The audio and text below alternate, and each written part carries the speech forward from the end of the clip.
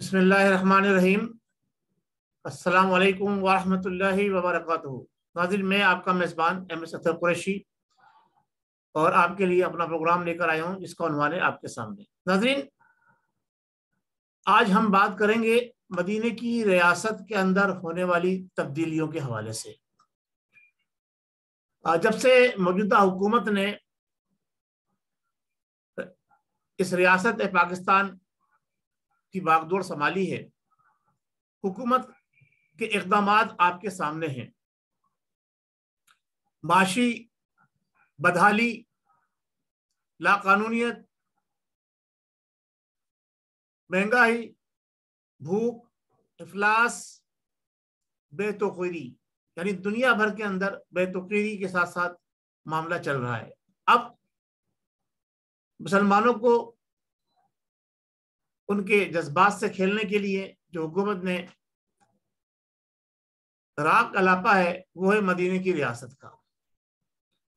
اچھا، دوسری طرف عوام کو ریلیف دینے کے بجائے جس طرح سے ہمارے اداروں کے ذمہ داران بالخصوص ہماری عدلیہ نے اقدامات اٹھائے ہیں کہ جناب علی انلیگل غیر قانونی تعمیرات کو پورے پاکستان میں توڑا جا رہا ہے، گرایا جا رہا ہے، اس سلسلے کی ایک کڑی ہے مدینہ مسجد۔ کراچی کے اندر یہ سلسلہ بڑے زور شور سے جاری ہے، سندھ حکومت بھی بڑی سپورٹ کر رہی ہے، کیونکہ زیادہ تر جو تعمیرات کا کام ہے وہ کراچی سٹی کے حصے میں آیا ہے اور اس علاقے کے اندر ہوا ہے۔ تو حکومت پہلے ہی آپ کو معلوم ہے کہ جو سندھ کی حکومت ہے وہ کراچی والوں سے کبھی خوشی نہیں ہوئی ہے، نہ کبھی ہوگی۔ تو اس نے جناب علی بھرپور طریقے سے احکامات کی پیروی کرتے ہوئے جناب علی توڑ پھوڑ کا سلسلہ جاری رکھا ہوا ہے، یعنی کراچی کو ادھیڑ کے رکھ دیا گیا۔ اچھا، پھر جو عدلیہ کا اقدام ہے وہ صرف اس حد تک ہے بلڈنگ گرا دو۔ جو مکین اس میں آباد ہے، جس کو گورنمنٹ آف پاکستان نے جن کو لیز دی ہے، جن سے پیسے لیے ہیں لیز کے، جن کے نام پہ پراپرٹی ٹرانسفر ہوئی ہے، جنہوں نے فلیٹ پرچیز کیے ہیں، ان کی کوئی داد رسی کرنے کے لیے، ان کی کوئی بات سننے کے لیے تیار نہیں ہے۔ چلے یہاں تک تو بات تھی کہ جناب علی لوگوں کی پراپرٹیاں توڑی اور گرائی جا رہی ہیں۔ اب مدینے کی ریاست کا تصور دینے والی حکومت کے ذمہ دار عدلیہ جو ہے وہ پاکستان کے طول و عرض کا جو سلسلہ ہے جہاں تک پھیلا ہوا ہے پاکستان، اس میں مساجد کا اور مدارس کا ایک بڑا، جسے کہتے ہیں ایک بہت بڑی چین ہے، ایک بڑی وسیع جناب تعداد کے اندر جو ہے وہ مساجد اور مدرسے وغیرہ کام کرتے ہیں۔ اور یہ وہ لوگ ہیں جو پاکستان بننے کے بعد ذمہ داریاں دی گئیں۔ ہمارے ایک بہت ہی اوریہ جان مقبول صاحب ہیں، انہوں نے بہت بہترین یہ بات کہی ہے کہ جن جن لوگوں کو جو کام دیے گئے اس میں سوائے ایک ہی طبقہ ہے جس کو جو کام دیا گیا ہے اس نے احسن طریقے سے وہ کام کیا ہے، خوش دلی سے وہ کام کیا ہے، اور جناب علی ذمہ داری سے وہ کام کیا ہے، اور کبھی کام کے اندر رخرا نہیں ڈالا۔ ڈاکٹر کہتے ہیں انسانی مسیح ہے، انسانوں کی جان بچاتا ہے۔ آپ دیکھیں ڈاکٹر، پیرامیڈیکل اسٹاف آئے دن ہڑتالوں پر ہوتے ہیں، مریض رول رہے ہوتے ہیں، لوگوں کی جانیں چلی جاتی ہیں، لیکن ان کی کان پہ جوں نہیں رہی تھی۔ اسی طرح سے ہمارے جو انصاف فراہم کرنے والے ادارے ہیں، یعنی جو وکلا حضرات ہیں، وہ بھی جناب اکثر ہڑتالوں پر ہوتے ہیں، عدالتوں کا بائیکاٹ کراتے ہیں، عدالتوں میں ادھم دپاڑا کرتے ہیں، عدالتوں کو توڑتے ہیں، ججوں کو گریبان سے پکڑ کے اٹھا لیتے ہیں سیٹ سے۔ یہ جناب علی وہ کارنامہ انجام دیتے ہیں۔ اسی طرح عدلیہ ہے ہماری، جناب دنیا بھر کے اندر یہ واحد پاکستانی عدلیہ ہے جو 3 مہینے کی لگاتار چھٹیوں پہ ایک ساتھ جاتی ہے۔ اتنا کام کرتے ہیں، تھک جاتے ہیں بیچارے، 3 مہینے بھی ریسٹ کرتے ہیں تو جناب علی صحیح سے کام نہیں کرتے۔ اچھا، ٹائم کا ڈوریشن دیکھیے آپ، صبح 9 بجے عدالت شروع ہوئی، 11 بجے چائے کا وقفہ ہوا، 1 بجے لنچ اور نماز کا وقفہ ہوا، اور 3 بجے عدالت ختم ہو گئی۔ یعنی صرف 3 سے 4 گھنٹے پورے 24 گھنٹے میں کام کرتے ہیں، اور سال کے اندر 3 مہینے کی چھٹی لیتے ہیں۔ واہ سبحان اللہ، یہ ہے مدینے کی ریاست۔ اچھا جناب علی، اب اس کے ساتھ ساتھ احکامات جو صادر فرما رہے ہیں وہ یہ کہتے ہیں جتنے مدارس اور مدرسے اور جتنی جناب علی مسجد، مدارس مدرسے تو اپنی جگہ پر ہے، میں نے بات کر رہا تھا کہ جس طبقے کو ایک کام دیا گیا اس نے خوبی سے وہ کام کیا، اور یہ جان مقبول نے بڑا اچھی یہ بات کہی ہے کہ وہ ایک تقویٰ ہے مولوی حضرات۔ نماز وقت پر ہوتی ہے، جماعت میں 1 منٹ آگے پیچھے اگر ہو تو پبلک اچھل کود مچا دیتی ہے۔ اذان وقت پہ ہوتی ہے، نہ کبھی اذان کی اسٹرائک، نہ کبھی مولوی نے نماز پڑھانے کی اسٹرائک کی، نہ مدرسوں نے اسٹرائک کی۔ اچھا جناب علی جنازہ پڑھانے کے لیے ہر وقت مولوی موجود رہتا ہے، غسل دینے کے لیے ہر وقت مولوی موجود رہتا ہے، نکاح پڑھانے کے لیے آپ کے جناب علی آپ کو ازواجی زندگی میں شامل کرنے کے لیے ہر وقت مولوی موجود رہتا ہے۔ آپ رات کے 11 بجے نکاح پڑھوا لیں، صبح 6 بجے نکاح پڑھوا لیں، صبح 4:45 بجے سردی کے اندر جناب علی جب لوگ بستروں میں سو رہے ہوتے ہیں، رضائیوں کے اندر لپٹے ہوتے ہیں، جو آج کل کا موسم ہے، مولوی صاحب اٹھ کے وضو کر کے ٹھنڈے پانی سے مسجد کے اندر اذان دے رہے ہوتے ہیں۔ یہ ہے جناب وہ طبقہ جس نے اپنا ہر کام۔ اچھا پھر حکومت کا جو ایک بہت بڑا ڈرا بیک ہے کہ جس میں حکومت فیل ہو گئی ہے کام کرنے میں، وہ ہے تعلیم کو عام کرنے میں۔ ایک بہت بڑا فیکٹر جو مسلمانوں کی تعلیم جو نہیں دی جا رہی، اس کو اس مدارس نے کنٹرول کیا ہوا ہے، اور مدارس کے جو دینی مدارس ہیں، اچھا ان کی تنخواہیں بھی دیکھ لیجیے، ان کی تنخواہیں جو ہیں وہ بالکل نہ ہونے کے برابر ہوتی ہے۔ مسجد کے امام اگر پسماندہ علاقے کی مسجد ہے، 4-5 ہزار میں بیچارے کو گزارا کرنا ہوتا ہے 4-5 بچوں کے ساتھ۔ جو بڑے ڈیفینس کے علاقے ہیں یا سوسائٹیز ہیں جیسے کہ جناب علی بڑی اس کے اندر اگر امام مسجد ہے، بڑی مسجد ہے، تو اس کی تنخواہ 15,000 20 ہزار سے اوپر نہیں ہوتی، بس یہ اینڈ ہے 15 اور 20 ہزار۔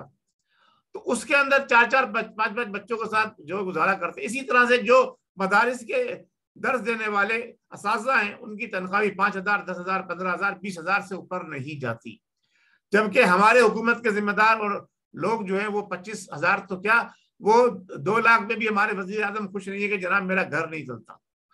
کتے پالیں گے تو گھر کہاں سے چلے گا جناب علی؟ جب بھیڑیے پالیں گے تو گھر کہاں سے چلے گا؟ جب 5-5 ہزار 10-10 ہزار گز کے اوپر لون رکھیں گے اور اس میں 5-5 10-10 مالی رکھیں گے تو گھر 2 لاکھ میں کہاں سے چلے گا؟ بہرحال وہ مولوی ہے جو جناب علی ایک چھوٹے سے کمرے میں گزارا کرتا ہے مسجد کے، اور جناب علی ہمیں وقت پہ اذان، وقت پہ نماز، وقت پہ مسجد کا دروازہ کھولنا، یہ سارے کام وہ کرتا ہے۔ اس طبقے کو بھی اب ہمارے سپریم کورٹ نے نہیں چھوڑا، اب مساجد کو گرانے کی بات آ گئی۔ اور جو توجیہات پیش کی جا رہی ہیں وہ یہ ہے کہ جناب علی یہ غیر قانونی، یہ جناب پارک کی زمین تھی۔ سپریم کورٹ آف پاکستان کے چیف جسٹس گلزار احمد صاحب، بہت شکریہ آپ کا، السلام علیکم، آپ نے بڑا اچھا اقدام اٹھایا، ہم آپ کی تائید کرتے ہیں، ہم آپ کی اس بات پر تائید کرتے ہیں کہ پاکستان میں جتنی غیر قانونی عمارتیں ہیں وہ گرائی جانی چاہیے۔ اگر ایک بھی کوئی عمارت لیگلائز کرتے ہیں آپ، چاہے وہ کتنے ہی ٹیکس پہ کرتے ہیں، تو سب سے پہلی وہ عبارت ہونی چاہیے اللہ کا گھر۔ اگر آپ اللہ کے گھر کو لیگلائز نہیں کر سکتے، چاہے وہ کسی بھی جگہ بنا ہو، اگر آپ اس دینی مدارس کو لیگلائز نہیں کر سکتے کہ جس میں طلباء قرآن پڑھتے ہیں، جس میں نبی کریم صلی اللہ تعالیٰ علیہ وسلم کا اسوہ حسنہ بیان کیا جاتا ہے، جو دین کی اساس ہے اصل، اگر آپ وہ لیگلائز نہیں کر سکتے تو پھر پاکستان کے کسی کونے میں کسی بھی علاقے کے اندر کوئی بھی بلڈنگ جو انلیگل بنی ہو اس کو انترائز کرنے کا آپ کو کوئی اختیار نہیں ہے۔ عوام آپ کو اختیار نہیں دے گی، ہم آپ سے اختیار چھین لیں گے اگر آپ نے کسی مساجد کو گرانے کی بات کری، کسی مدرسے کو گرانے کی بات کی، چاہے وہ سرکاری جگہ پہ بناؤ، چاہے غیر سرکاری جگہ پہ بناؤ، چاہے وہ کسی بھی جگہ پہ بناؤ۔ اللہ کی زمین پر اللہ کا گھر کسی بھی جگہ بن سکتا ہے، یہ روئے زمین پوری اللہ تبارک و تعالیٰ کی ہے، اس پر ہم کسی بھی جگہ پہ اللہ کا گھر بنا سکتے ہیں۔